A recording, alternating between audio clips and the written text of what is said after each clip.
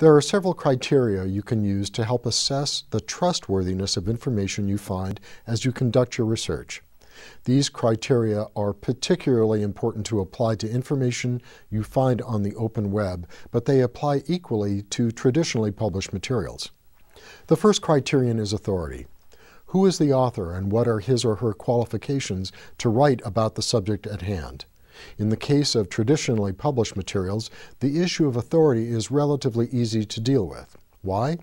Because of the editorial control that is exercised in the publication of journals, magazines, books, and reference works. This generally does a good job of weeding out individuals who are not qualified to write on a particular subject.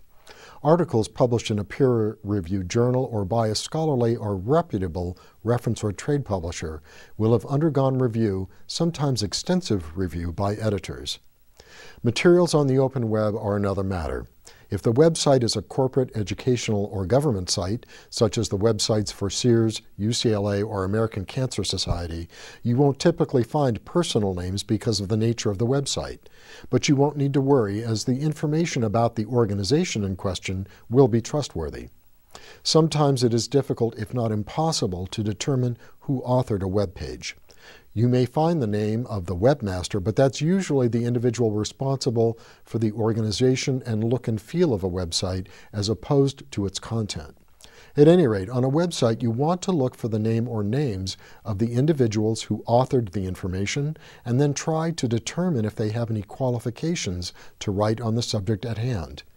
Look to see if there is any reference to the author's credentials, such as academic degrees or past professional experience with the subject.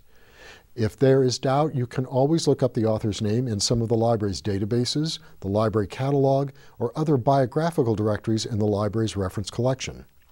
Finally, notice whether the website or page is on a .edu domain, that is, on a computer at an educational institution. This is no guarantee that the information is authoritative, but it may indicate the author's professional affiliation, which can be helpful. The second criterion is the timeliness or currency of the information. When you're writing on a current topic, you'll want current information and statistics. Take a look at the publication or copyright dates in books or journals that you want to cite, remembering that the information in traditional sources is usually between 6 months to a year older than the copyright date. That's because of the time it takes for a piece to make it from the author's initial submission of the manuscript through the editorial and publishing gauntlet. Generally, periodical articles will always be more current than books. On the web, sometimes you'll find a date for the information in question and sometimes you won't. Many web pages have a "this page last revised on" stamp at the bottom, but this may not reflect the currency of the information on that page, just the last time the page was revised for improved design.